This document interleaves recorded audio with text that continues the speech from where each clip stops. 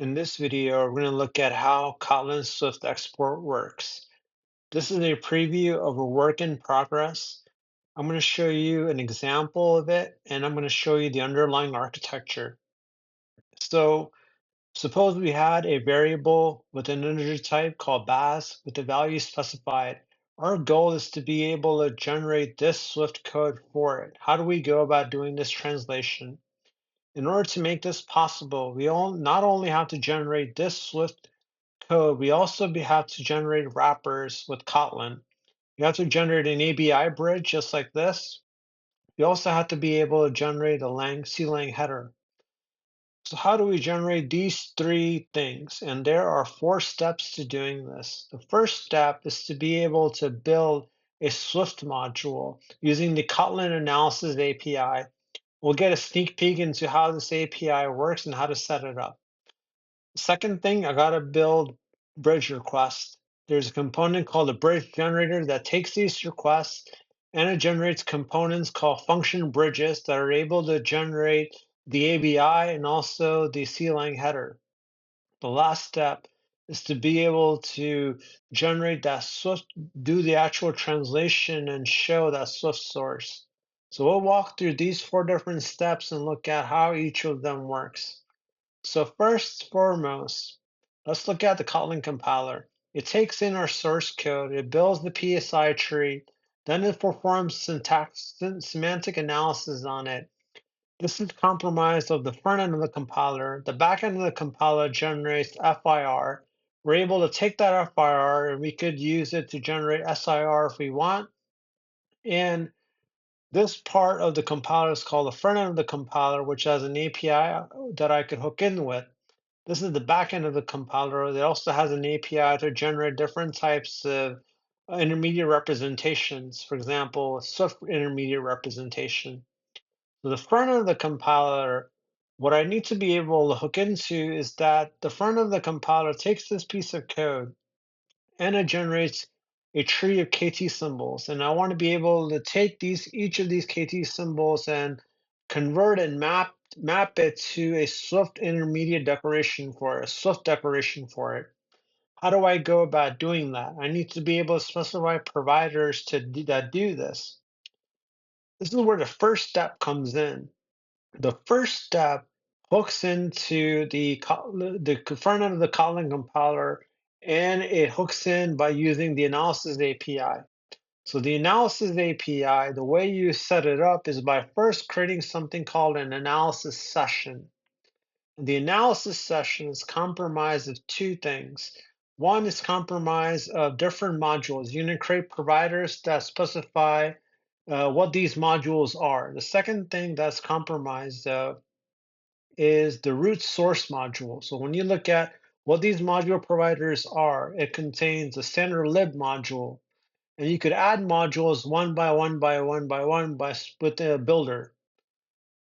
So the analysis session, what it is, the K1 compiler has something called KA session, which is now deprecated. The K2 compiler introduces something called an FIR session.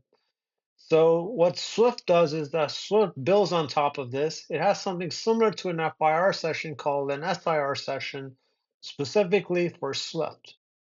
So how do I go about building an analysis session which is standalone? So what I'm showing you is an example of how to do Kotlin Swift export, which is standalone. So this is the API for it. This is the method that I'm going to use, and it has a DSL-like API. Where inside of this, I'm going to specify all my modules that I need to provide, and I'm going to hook them up one by one by one. The first module that I'm going to add is going to be my standard library. The second module is going to be a fake source root module for Swift, SR Swift export. So these are very, very simple 2 modules that I'm going to provide. You could add more of them if you want based on your use case. So what I get back after this is my a build result. What I have done so far is built an analysis session for it. Now I need to do the actual analysis. And how do I do that? There's an API for that. And what the API does is that it allows me to specify a logic to be able to extract declarations. So what it does is that it takes this piece of source code and it's able to convert it to a tree of KT symbols. So I get KT symbols and I'm able to specify a provider, a mapper, to go from this KT symbol to a Swift declaration. So the analysis API, the analyze API takes in an action where I'm going to specify my logic. And what I need to specify in this action and what I need to use is a session. And Swift has, for Swift, Kotlin Swift export, they created their a session called SIR session, very similar to the FIR session, which is in the K2 compiler. And what this session is an interface, and it's compromised providers, and it's also compromised visibility checkers, and there are other things that it's composed of. And these providers are really, really important because they're able to take a symbol, Kotlin symbol, and be able to convert it and create lightweight SIR classes. And we'll look at what these lightweight SIR classes are. So underneath the hood, you have this SIR session, which is a single entry point for all facilities that are required for running analysis API to SIR translation. This is a really, really important interface that was created.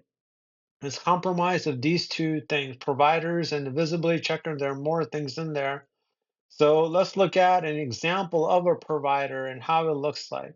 So provider, the one that I'm going to show you is takes the KT symbol and it maps it to an SIR declaration.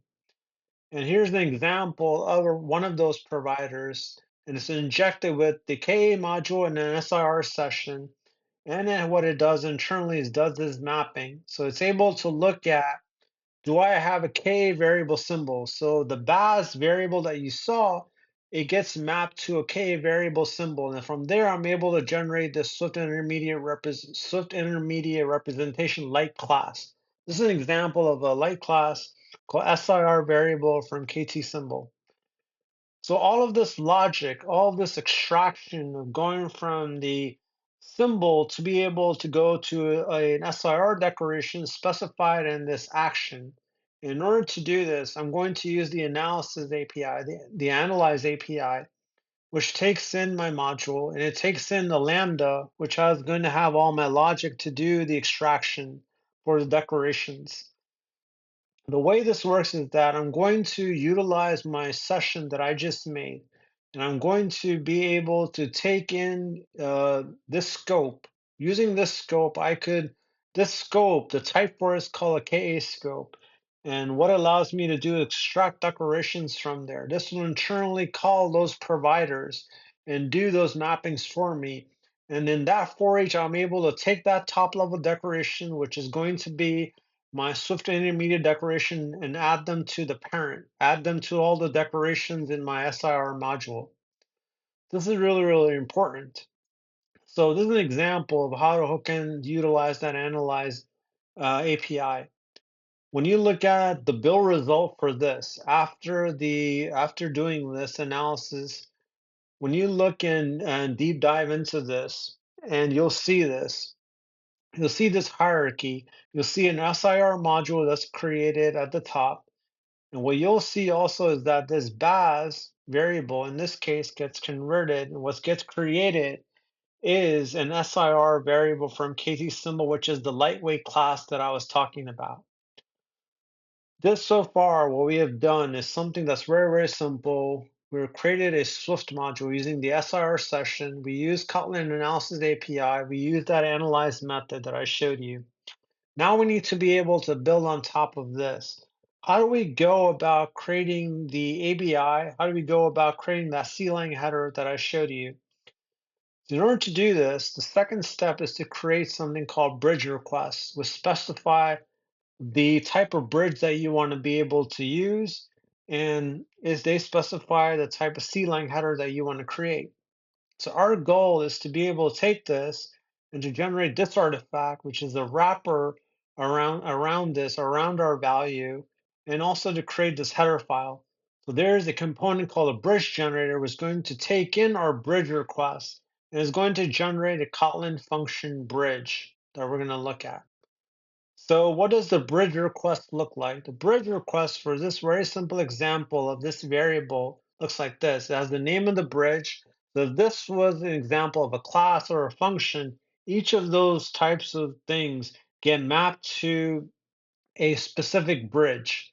And I have my name there of the type that I'm of my variable. Also has something called callable. What is callable? Callable is a Swift intermediate representation of this. This variable gets translated into an SIR getter. That's the concrete callable kind for this. So I need to be able to now take this bridge request and materialize it. And how do I do that? I want to create a function bridge. And what does that look like underneath the hood? It's composed of two things, a Kotlin function bridge. It's going to create the ABI, and then also the header file gets created by the C-lang bridge. So internally, when you look at this is a C-like wrapper. This is a class that has those two things specified part of it. And let's look at specifically the Kotlin function bridge. What the Kotlin function bridge is going to do is going to take this and to generate our ABI, which looks like this. It's going to add that annotation there at exported bridge and the name of that bridge that you're using. And what you could see there, this is a wrapper basically around my value, my variable baz, as you can see there. If I was, for example, translating a function, it would also create a wrapper around that. So the next thing that it needs to be able to do is to create the C-lang bridge, which is what this component does. This component takes this and it creates a header for it. The reason why is that Swift doesn't really know how to directly call Kotlin code, but what Swift knows is how to work with Objective-C interrupts and C-lang interrupts. So the next and last thing you want to be able to do is to generate also and output the Swift API. The Swift API, you could do so by using the SIR module, which is going to be the root. If you look at Swift intermediate representation, all Swift source at this root has an SIR module as part of it. And I could take that SIR module and I could utilize it to generate the source. And this right here is an example of my source right here, as you can see, Baz. You can see in the return of it what it's calling. It's calling my bridge, as you can see there, that wrapper that I made. And it's also specified in the main header file. So I hope all of that puts it all together when you look at the Swift source that I translated to. And these are the four different steps to be able to do a Kotlin Swift export in a standalone fashion. So I could use it in a standalone way. This is something which is a work in progress. There's a playground for it that you could check out. Hope that was useful for you. Hope you learn how you could use the analyze method in the analysis API. Hope you learn about SIR light classes and also how the wrapper, the ABI wrapper and the C-lang header are generated. So SIR session is something that's really, really important. It's an extension of the FIR session, which is now specified in the K2 compiler. So I hope that was useful for you. I'll have more videos to explain this in much more detail.